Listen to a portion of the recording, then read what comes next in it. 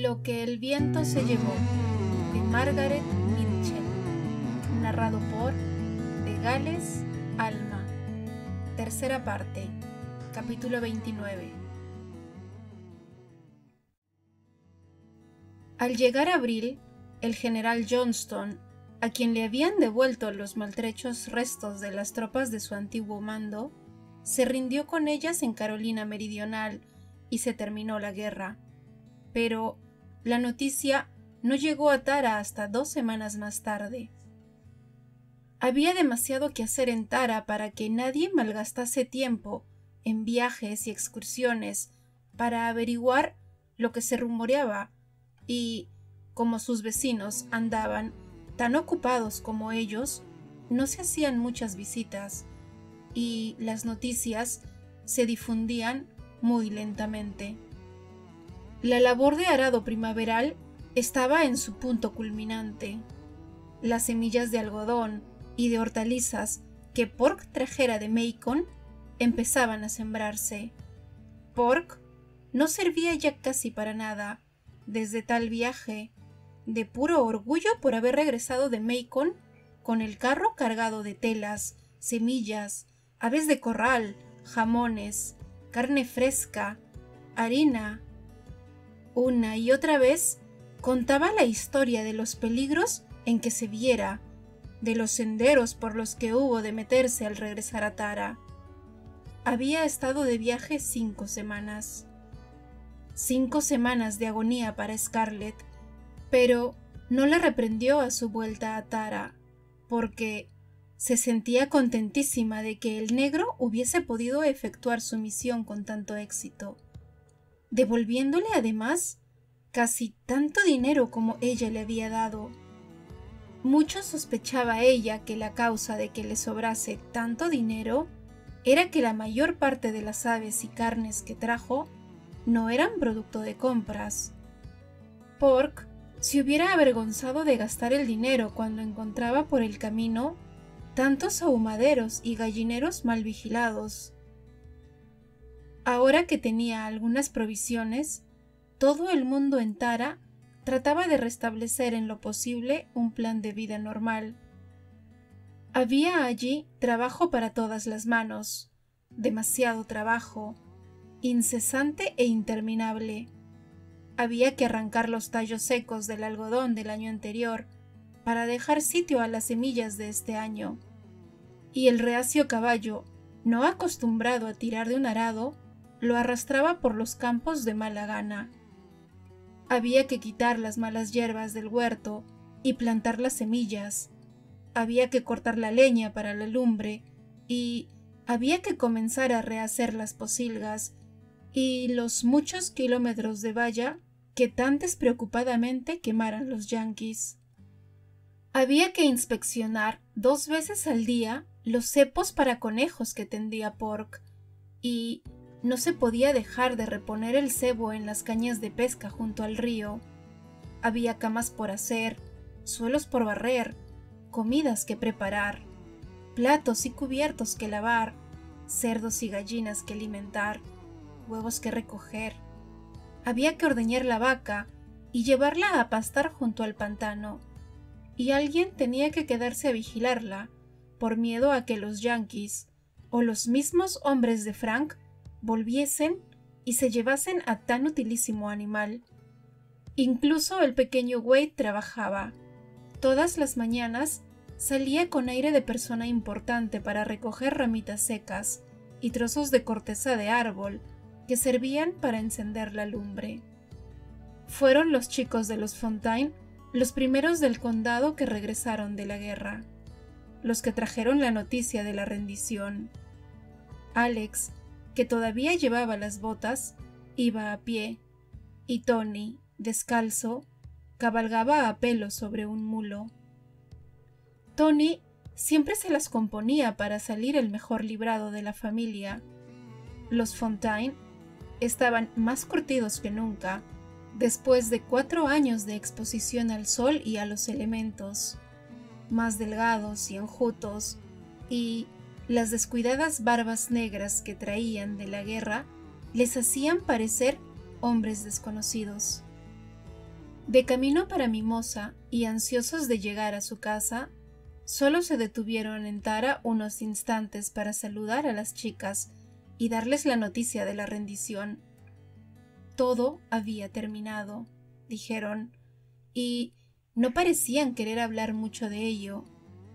Lo único que les interesaba saber era si Mimosa había sido quemada o no. En su viaje de regreso desde Atlanta, habían pasado por delante de chimeneas desnudas que se erguían en los lugares en donde antes estaban las casas de sus amigos, y les parecía demasiado esperar que la suya hubiera resultado indemne. Suspiraron con alivio al escuchar tan agradable información, y rieron y se dieron palmadas en los muslos cuando Scarlett les contó la loca carrera de Sally y cómo había saltado tan magníficamente por encima de la cerca de malezas. «Es una chica con mucho coraje», dijo Tony, «y es una lástima que haya tenido la desgracia de que matasen a Joe. ¿No tendría usted por ahí tabaco de mascar, Scarlett?» «Nada más que eso que llaman tabaco conejero. Papá lo fuma en una pipa de maíz». «Todavía no he caído tan bajo», respondió Tony, «pero llegaré seguramente a ello». «¿Y Dimity Monroe está bien?», preguntó Alex con ansiedad, aunque algo avergonzado. Scarlett recordó entonces vagamente que antes parecía él andar enamorado de la hermana pequeña de Sally. «Oh, sí, vive con su tía en Fayetteville. No sé si sabe usted que también ardió su casa de Lovejoy, y el resto de la familia está en Macon». Lo que él quiere preguntar es si se ha casado Dimity con algún bravo coronel de la Guardia Territorial, dijo Tony burlonamente. Alex le miró con aire furioso. «Por supuesto, no se ha casado», respondió Scarlett divertida. «¿Acaso hubiera hecho mejor casándose?», dijo Alex con melancolía. «¿Cómo demonios? Y perdone usted, Scarlett, pero ¿cómo puede un hombre atreverse a pedir a una chica que se case con él cuando se ha quedado sin negros y sin ganado y no tiene un centavo en el bolsillo?» «Ya sabe que eso no le importaría a Dimity», dijo Scarlett. Podía ser leal a Dimity y hablar bien de ella porque Alex Fontaine no había figurado nunca en el coro de sus propios admiradores. «¡Qué demonios! Perdón otra vez, Scarlett. Como no me quite este vicio de jurar, la abuela me va a dar una buena tunda. Yo no puedo pedir a una señorita que se case con un pordiosero. ¿Acaso no le importase a ella, pero a mí sí?» Mientras Scarlett hablaba con los muchachos en el pórtico delantero, Melanie, Sue Ellen y Corinne se deslizaron dentro de la casa tan pronto como oyeron la noticia de la rendición. Cuando se marcharon los chicos, atravesando los campos de Tara hacia su casa, Scarlett entró y oyó sollozar a las chicas, sentadas todas en el sofá del despachito de Ellen. Se había disipado para siempre aquel hermoso y brillante sueño tan esperado y tan querido. La causa que habían abrazado sus amigos, novios y esposos, y que había arruinado a sus familias, la causa que ellas creían invencible, estaba perdida para siempre. Pero para Scarlett no era ocasión de lágrimas. En el instante en que oyó la noticia, solo pensó: «Gracias a Dios, ya no me robarán la vaca. Ya está el caballo a salvo. Ahora podemos sacar del pozo los cubiertos de plata y todos usaremos tenedor y cuchillo. Ahora ya no tendré miedo al salir a buscar algo que comer. ¡Qué alivio! Nunca más tendría que asustarse al oír el ruido de cascos de caballos. Nunca más se despertaría por la noche, reteniendo la respiración para escuchar mejor, dudando si era real o soñado el ruido de sables y cascos que había creído oír en el patio, las roncas voces de mando de los yanquis y, sobre todo, Tara estaba a salvo. Su más terrible pesadilla ya no se convertiría en realidad. Ahora ya jamás tendría que ver desde fuera cómo se arremolinaban las nubes de humo que salían de la casa, ni escuchar el rugido de las llamas al desplomarse el tejado.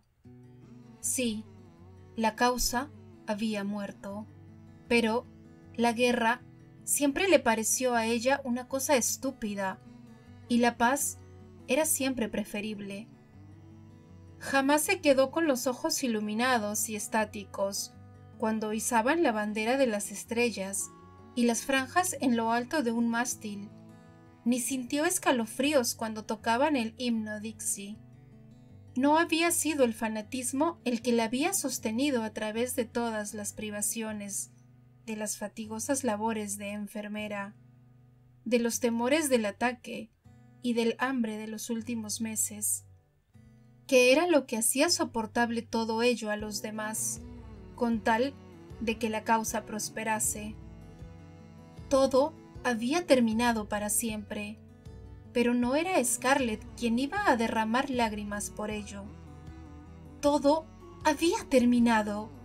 Aquella guerra que parecía interminable, aquella guerra que, indeseada por todos, había seccionado su vida en dos, había socavado una hendidura tan profunda entre ambas partes, que era ahora difícil para ella recordar los días tranquilos y plácidos.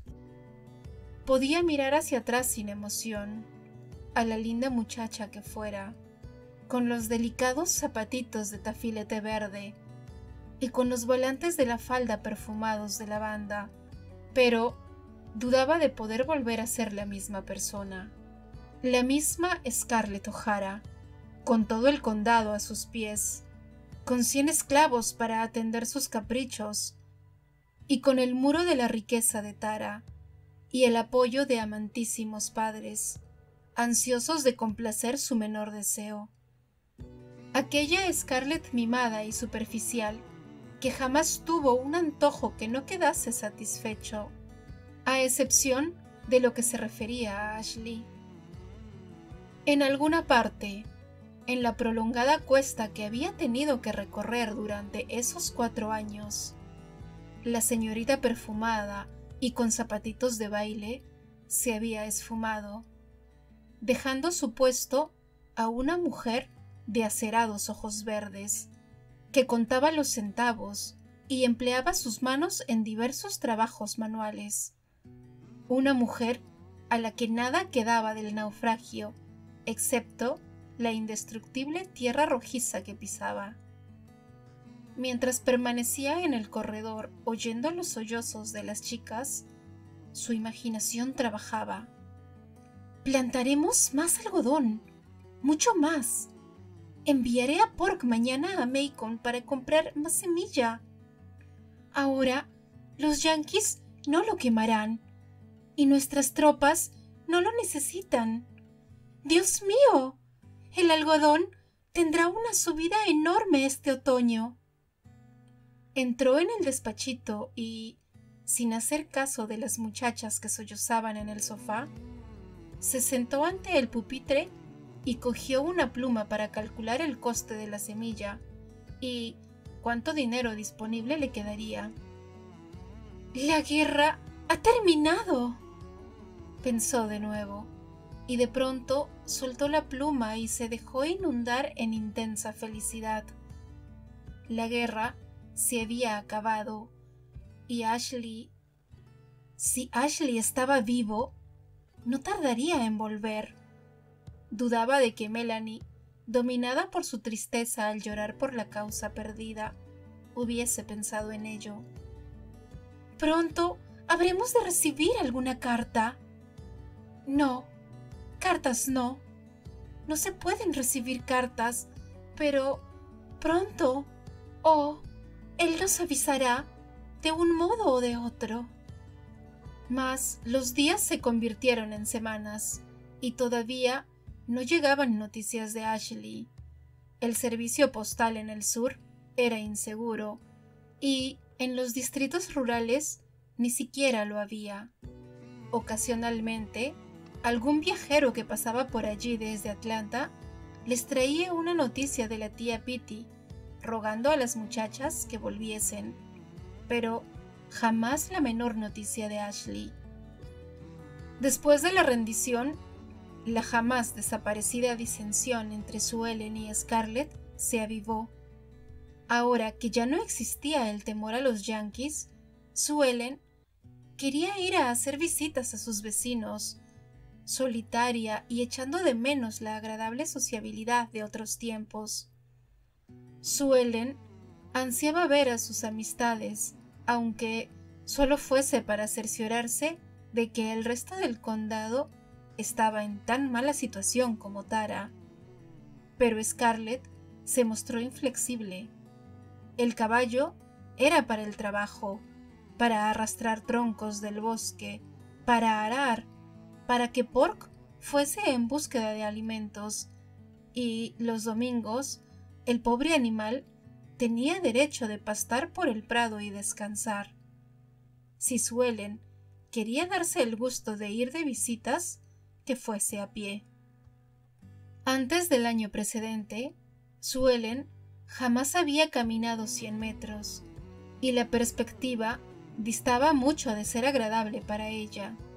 Por lo tanto, se quedaba en casa lloriqueando y gimiendo, y repitiendo sin cesar: «¡Oh, si mamá estuviese aquí!», hasta que Scarlett le soltó el tan prometido bofetón con tanto vigor que la derribó sobre la cama chillando, lo que causó gran consternación en toda la casa. Pero en adelante Sue Ellen no se quejó tanto, por lo menos no en presencia de Scarlett.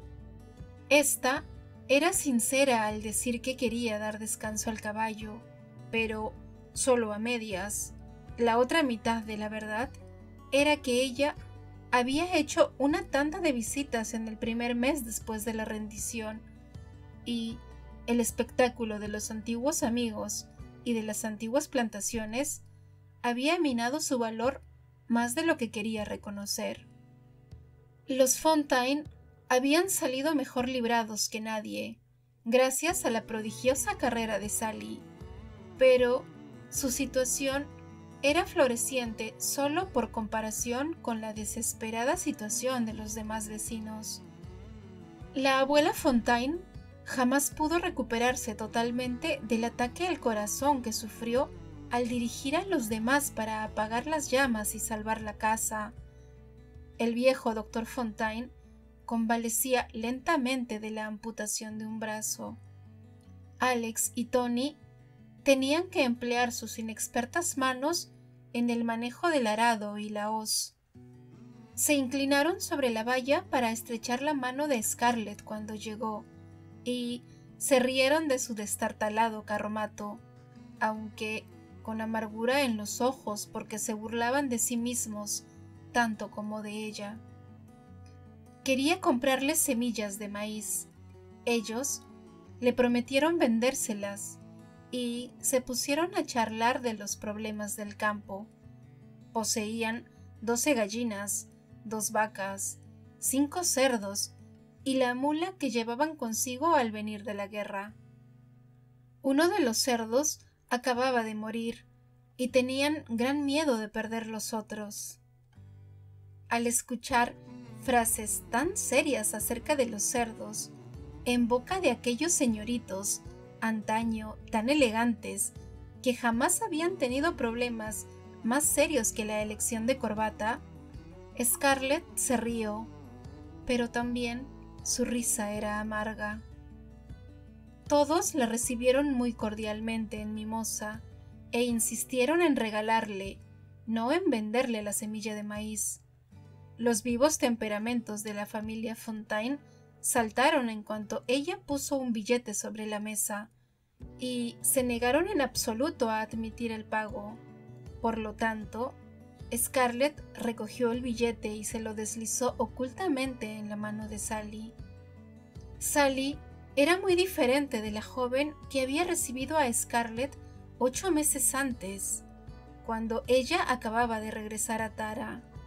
Ahora, toda su vivacidad había desaparecido como si la rendición le hubiese quitado todas las esperanzas.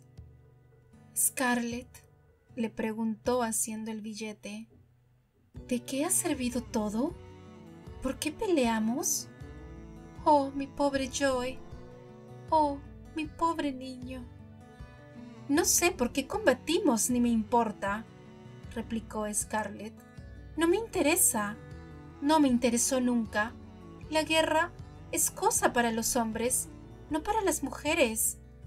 Lo único que me interesa ahora es una buena cosecha de algodón. Toma ese $1 y cómprale un vestido al pequeño. Bien sabe Dios que lo necesita. Yo no quiero robaros ese maíz, a pesar de toda la gentileza de Alex y de Tony». Los muchachos la acompañaron hasta el carro y la ayudaron, corteses a pesar de sus harapos, con el buen humor de los Fontaine, pero el cuadro de su pobreza reflejado aún en sus ojos hacía temblar a Scarlett al abandonar Mimosa. Estaba ya cansada de la miseria y la penuria.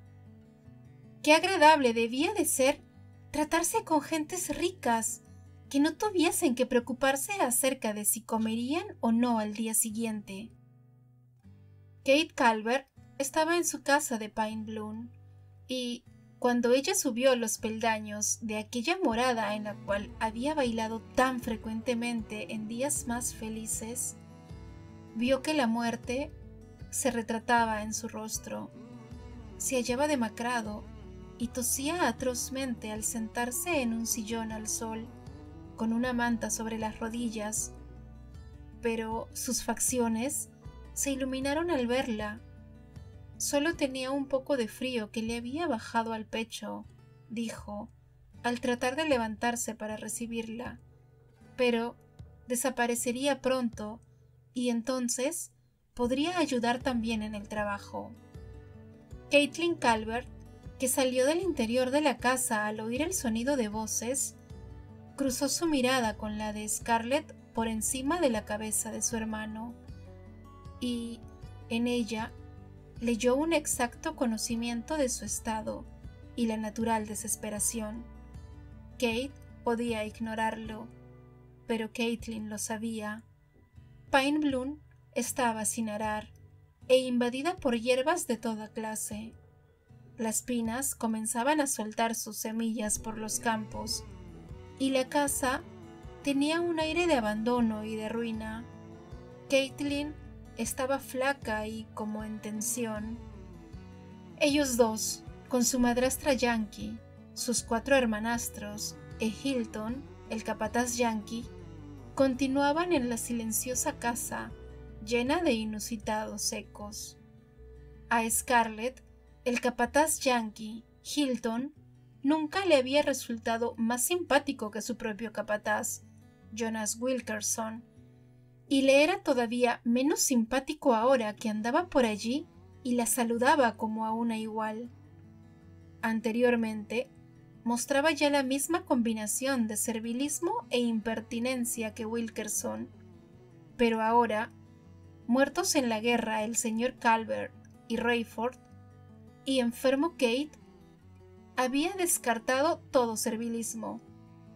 La segunda señora de Calvert jamás había sabido inspirar respeto a sus criados negros, y no se podía esperar que se lo impusiese a un blanco.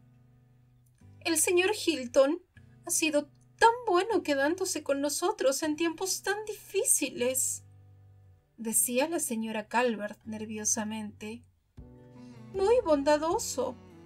Supongo que estarás enterada de cómo salvamos 2 veces nuestra casa cuando Sherman estuvo aquí. No sé cómo hubiéramos podido arreglarlo sin él, no teniendo dinero y con Kate». El rubor coloreó las mejillas de Kate, y las largas pestañas de Caitlin Velaron sus ojos mientras se endurecía la expresión de su boca. Scarlett sabía que todo su ser se retorcía de rabia, impotente al tener algo que agradecer a su capataz yanqui. La señora Calvert parecía a punto de romper a llorar. Debía de haber cometido algún lamentable error. Siempre cometía alguno. No acertaba a entender a las gentes del sur, a pesar de haber vivido en Georgia durante 20 años. Nunca sabía cómo debía hablar a sus hijastros, los cuales, dijese lo que dijese, siempre se mostraban exquisitamente corteses con ella. En silencio, juraba y perjuraba que se volvería al norte con los suyos, llevándose a sus hijos propios y dejando para siempre a aquellos enigmáticos, aunque correctísimos extraños. Después de tales visitas, Scarlett no sintió deseos de ver a los Tarleton. Ahora que no estaban allí los 4 muchachos Tarleton y que la casa se hallaba quemada y toda la familia tenía que hacinarse en la casita del capataz, no podía resolverse a visitarlos, pero Sue Ellen y Corinne se lo rogaron, y Melanie dijo que parecería poco amistoso no saludar al señor Tarleton a su regreso de la guerra. De modo que Scarlett fue allí un domingo. Aquello resultó lo peor de todo. Al pasar por las ruinas de la antigua casa, vieron a Beatriz con un raído traje de montar, con la fusta debajo del brazo, sentada sobre la traviesa superior de la valla y contemplando el vacío. Junto a ella se mantenía en equilibrio el negrito Sambo que había entrenado antes los caballos de Beatriz y que parecía tan decaído como su ama. La caballeriza, antes rebosante de inquietas jacas y plácidas yeguas de cría, estaba ahora vacía, a excepción de una mula, la mula con que el señor Tarleton había cabalgado a su regreso del sur. «Te juro que no sé qué hacer ahora que he perdido los seres más queridos para mí», dijo la señora Tarleton bajándose de la valla. Un extraño hubiera podido creer que se trataba de sus 4 hijos, muertos en la guerra, pero las chicas sabían que eran los caballos los que echaba de menos. «Mis preciosos caballos, todos muertos. Oh, mi pobre Nelly, si al menos me quedase Nelly. Pero aquí no queda nada, nada más que una mula, una maldita mula», repitió mirando indignada al flacucho animal. «Es un insulto a la memoria de mis queridos purasangres tener una mula en sus caballerizas. Las mulas son seres antinaturales, mal engendrados, y debiera prohibirse criarlas». Jim Tarleton, completamente transformado bajo una barba enmarañada, salió de la casa del capataz para saludar a las muchachas, y sus 4 hijas pelirrojas, con sus vestidos muy remendados, salieron corriendo también, dando pisotones a la docena de perros canelos y blancos que se precipitaron hacia la puerta al oír voces extrañas. Se observaba en toda la familia un aire de resuelto y determinado optimismo que causó a Scarlett mayor impresión que la amargura de Mimosa o la fúnebre atmósfera de Pine Bloom. Los Tarleton insistieron en que las 4 chicas se quedasen allí a comer, diciendo que ahora recibían muy pocas visitas y tenían ganas de saber noticias. Scarlett no quería prolongar su visita porque aquel ambiente la oprimía, pero sus 2 hermanas y Melanie sentían también ganas de cambiar impresiones y, por lo tanto, se quedaron al fin para comer parcamente la carne con guisantes secos que les sirvieron. Todos bromearon acerca de la abreviada minuta, y las chicas se rieron mucho contando las transformaciones y arreglos que hacían para vestirse, como si para ellas todo fuese un divertido juego. Melanie contribuyó no poco al buen humor general, sorprendiendo a Scarlett con su inesperada vivacidad al relatar todas las tribulaciones pasadas en Tara, pero tomándolas por el lado jocoso.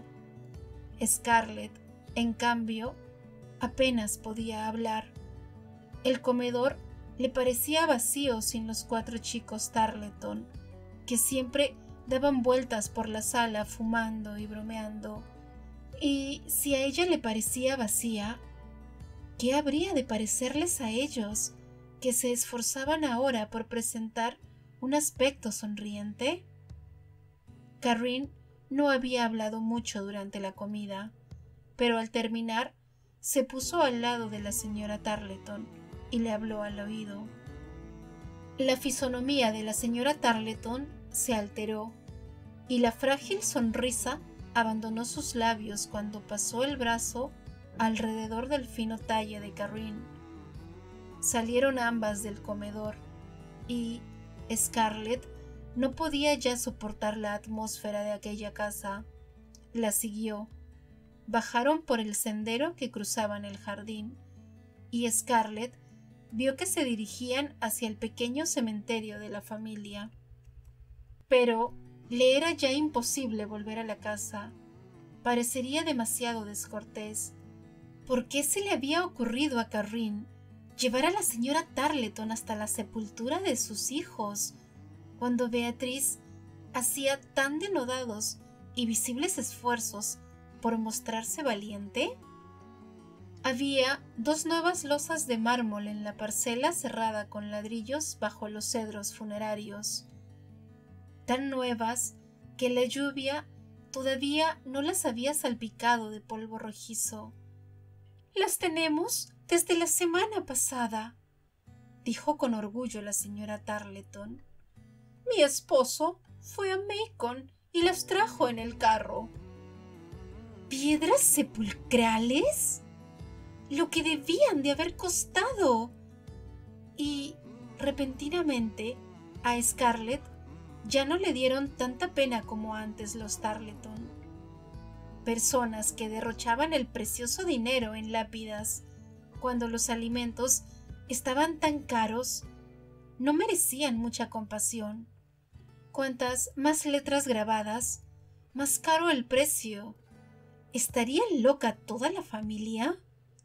Y les habría costado también no poco dinero traer los 3 cadáveres. De Boyd no se habían encontrado ni trazas. Entre los sepulcros de Brent y de Stuart había una lápida que decía: «En vida fueron buenos y amables, y la muerte no los separó». Sobre la otra tumba aparecían los nombres de Boyd y de Tom, con una inscripción en latín que comenzaba «Dulce et».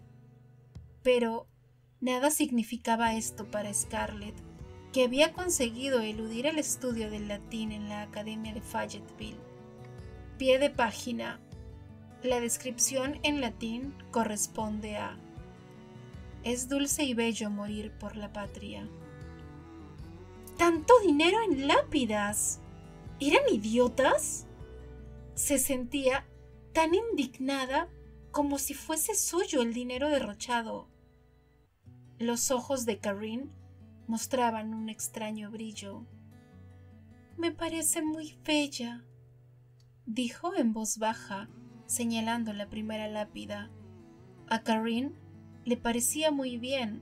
Por supuesto, todo lo sentimental le producía efecto. «Sí», repuso la señora Tarleton con voz suave, «nos pareció lo más adecuado. Murieron casi al mismo tiempo, primero Stuart y luego Brent, que había recogido la bandera que su hermano soltó». Al regresar las 4 muchachas a Tara, Scarlett permaneció silenciosa durante algún tiempo, reflexionando sobre todo lo que había visto en las diferentes moradas, recordando, a pesar suyo, el condado en todo su esplendor, con huéspedes en todas las grandes casas y el dinero abundante, con negros que se acumulaban en los pabellones, con los bien atendidos campos desbordantes de algodón. Dentro de otro año habrá nacientes pinos por todos estos campos, pensó, y, mirando hacia el boscaje que los rodeaba, se estremeció. Sin los negros, lo más que podremos hacer será subsistir. Es imposible atender debidamente una plantación sin los negros. Y, como muchos campos, se quedarán sin cultivar. El bosque se apoderará otra vez del terreno. Nadie podrá sembrar más que muy poco algodón. ¿Y qué haremos entonces? ¿Qué será de la población rural? La gente de la ciudad se las compone bien, de un modo u otro.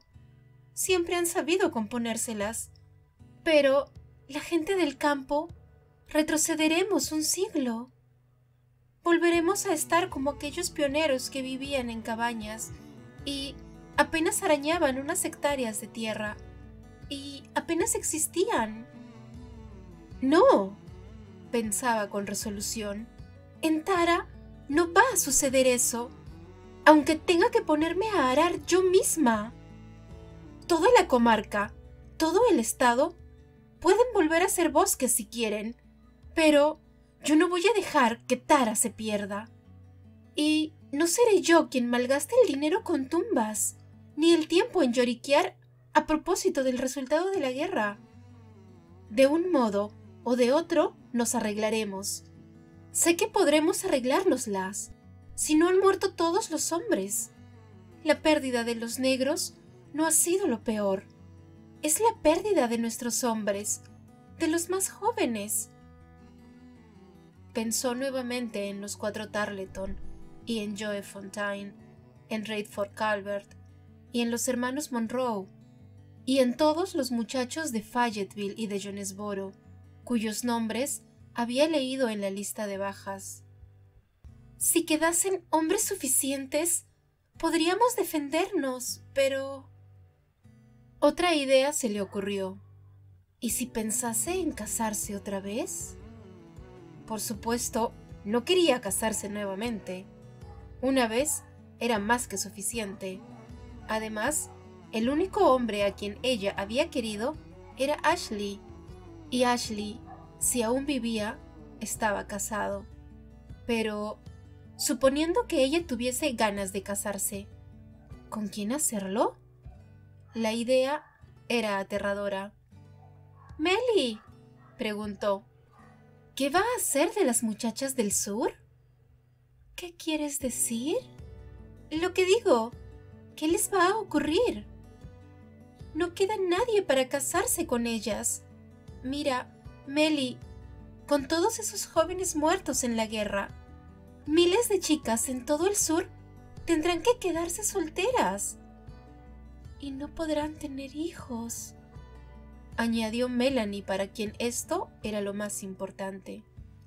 Evidentemente, la idea no era nueva para Suelen, que estaba sentada en la trasera del carro, porque se puso a llorar repentinamente. No había sabido nada de Frank Kennedy desde Navidad. No sabía si ello era culpa del servicio de correos, o si él se había propuesto únicamente burlarse de su candidez. ¿O acaso le hubieran matado en los últimos días de la guerra? Ella hubiera preferido esto último a quedar olvidada, porque en la muerte de un novio existía cierta dignidad, como en el caso de Carrine y de India Wilkes, pero la situación de una muchacha abandonada por su prometido era humillante. ¡Oh! ¡Cállate ya, por Dios!, protestó Scarlett. —Claro, vosotras podéis hablar —decía Suelen entre sollozos—, porque os pudisteis casar y habéis tenido hijos. y todo el mundo sabe que hubo un hombre que os prefirió a las demás. Pero miradme a mí, y todavía me reprocháis con mala intención que sea soltera, como si yo tuviese la culpa. Sois odiosas las dos. ¡Cállate! Ya sabes que detesto a las personas que se pasan la vida gimiendo. Sabes muy bien que tu viejo de las barbas, color de canela, no ha muerto, y que cualquier día vendrá a casarse contigo. El pobre es tan tonto como eso, pero, personalmente, yo preferiría quedarme soltera a casarme con él. Volvió a reinar el silencio en la parte trasera del carro, y Carrine consoló a su hermana con unas palmaditas cariñosas, pero su mente estaba muy lejos, pues se acordaba de los paseos a caballo, 3 años atrás, con Brent Tarleton a su lado. En sus ojos se reflejaba un brillo de exaltación. «Oh», decía Melanie con tristeza, «¿qué será ahora del sur sin nuestros magníficos muchachos? ¿Qué hubiera sido de él si hubiesen sobrevivido? Su bravura, su energía y su cerebro nos hubieran servido ahora de mucho. Scarlett, nosotras, las que tenemos hijos, debemos educarles para que reemplacen a los que se fueron, para que sean tan buenos y valientes como ellos». «Jamás habrá hombres como ellos», dijo Carrine suavemente. «Nadie puede reemplazarlos». Y el resto del trayecto se hizo en silencio. Un día, poco después, Caitlin Calvert llegó a caballo a Tara, cerca de la puesta del sol. Su silla de amazona adornaba ahora la mula más tristona que jamás había visto Scarlett, un animal cojo y de orejas caídas. Caitlin tenía un aire casi tan decaído como su escuálida cabalgadura. Su vestido era de percal desteñido, de la calidad que anteriormente solo usaban las criadas, y su sombrero de paja estaba sujeto a la barbilla por un trozo de bramante. Llegó hasta el mismo pórtico, pero no desmontó, y Scarlett y Melanie, que estaban contemplando el crepúsculo, descendieron los peldaños para saludarla. Caitlin se hallaba tan blanca como Kate el día en que ellas estuvieron en su casa, pálida, dura, tensa, como si su fisonomía estuviese a punto de agrietarse mientras hablaba, pero su espina dorsal se mantenía totalmente rígida y su cabeza se mostraba erguida al saludarlas. Scarlett se acordó súbitamente de aquel día de la barbacoa en casa de los Wilkes, cuando ella y Caitlin habían cuchicheado acerca de Red Butler. Qué bonita y graciosa estaba Caitlin aquel día, con un vestido de organdí lleno de volantes y un ramito de fragantes rosas en la cintura, y unos zapatitos de terciopelo negro atados sobre sus delicados tobillos. Ahora no quedaban ni trazas de aquella jovencita en la rígida figura que se erguía sobre la mula. «No me apeo, gracias», dijo. «He venido solo para deciros que me voy a casar». «¿Qué? ¿Con quién? Enhorabuena, Caitlin. ¿Cuándo?» «Mañana», contestó quietamente Caitlin, y en su voz había algo que borró pronto las sonrisas de las muchachas. «He venido a deciros que me caso mañana en Jonesboro y que no voy a invitaros a la boda». La escucharon en silencio, mirándola, intrigadas. Al fin, Melanie habló. «¿Es alguien conocido?» «Sí», contestó Caitlin lacónicamente. «Con el señor Hilton». «¿El señor Hilton?» «Sí, el señor Hilton, nuestro capataz». Scarlett no encontró alientos ni para exclamar «¡Oh!» Pero Caitlin, fijando bruscamente sus ojos en Melanie, dijo con voz ronca y feroz: «Si lloras, Melly, no podré soportarlo. Me moriré aquí mismo». Melanie nada dijo, pero inclinó la cabeza e hizo una caricia al pie que, calzado en un zapato de confección casera, colgaba del estribo. «Y no me acaricies. No puedo soportarlo tampoco». Melanie retiró la mano, pero sin levantar la cabeza todavía. «Bueno, tengo que marcharme. No he venido más que para decíroslo». La pálida máscara volvió a cubrir su faz, mientras ella recogía las riendas. «¿Cómo sigue Kate?», preguntó Scarlett, incapaz de encontrar palabras que pudiesen romper el embarazoso silencio.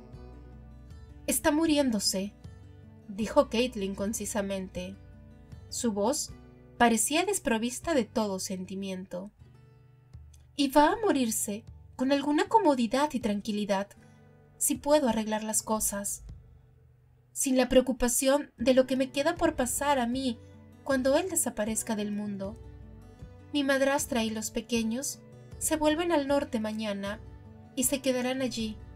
Bueno, me voy». Melanie levantó la cabeza y encontró la dura mirada de Caitlin.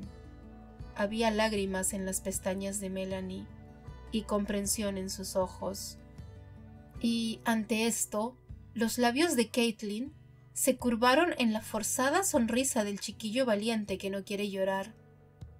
Todo ello era sumamente confuso para Scarlett, que todavía estaba tratando de hacerse a la idea de que Caitlin Calvert iba a casarse con un capataz. Caitlin, hija de un rico plantador. Caitlin, que, después de Scarlett, tenía más adoradores que ninguna otra señorita de la comarca. Caitlin se inclinó, y Melanie se puso de puntillas para besarla en la mejilla. Entonces, Caitlin dio una fuerte sacudida a las riendas, y la vieja mula se puso en movimiento. Melanie la siguió con la vista. Las lágrimas le corrían ahora por las mejillas. Scarlett miraba al vacío todavía como aturdida. «Melly, ¿estará loca? No es posible que pueda haberse enamorado de él». «¿Enamorado? Oh, Scarlett, ¿cómo se te ocurre pensar una cosa tan horrenda?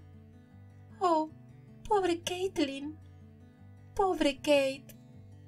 «¡Bobadas!», exclamó Scarlett, que comenzaba a sentirse irritada. Era molesto que Melanie siempre pareciese comprender ciertas situaciones mejor que ella. La de Caitlin le parecía a ella más inesperada que catastrófica. Por supuesto, no era cosa muy agradable lo de casarse con un yanqui de clase baja, pero, después de todo, una mujer no podía vivir sola en una plantación. Era forzoso tener un marido que la ayudase a dirigirla. «Es lo que te decía yo el otro día, Melly. No hay nadie con quien puedan casarse las chicas, y tienen que casarse con alguien». «Oh, no necesitan casarse. No es ninguna vergüenza quedarse soltera. Ahí tienes a tía Pitty. Yo hubiera preferido ver a Caitlin muerta. El mismo Kate, estoy segura, lo hubiera preferido también. Este es el fin de los Calvert. Pensar que ella... Pensar lo que serán sus hijos. Oh, Scarlett, di a Por que ensille el caballo y corra tras ella para decirle que se venga a vivir con nosotras».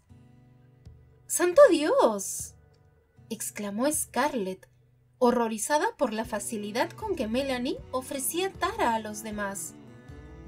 Por supuesto, Scarlett no tenía ninguna intención de alimentar otra boca.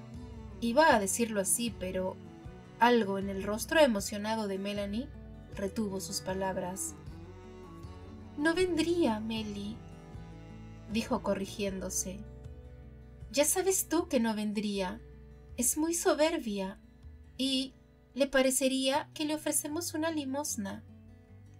Es verdad, prorrumpió afligida Melanie, contemplando cómo la nubecilla de polvo rojizo se iba esfumando a lo lejos por la carretera. Llevas conmigo varios meses, pensó Scarlett gravemente, mirando a su cuñada. y jamás se te ha ocurrido pensar que tú vives también de limosna. Probablemente no se te ocurrirá nunca. Eres una de esas personas a las que la guerra no ha cambiado en lo más mínimo, y sigues pensando y obrando como si no hubiese pasado nada, como si fuésemos todavía ricos como Creso y tuviésemos tanto que comer que no supiéramos cómo deshacernos de todo, y los huéspedes no nos importaran. Me figuro que habré de cargar contigo por todo lo que me queda de vida, pero no quiero cargar también con Caitlin.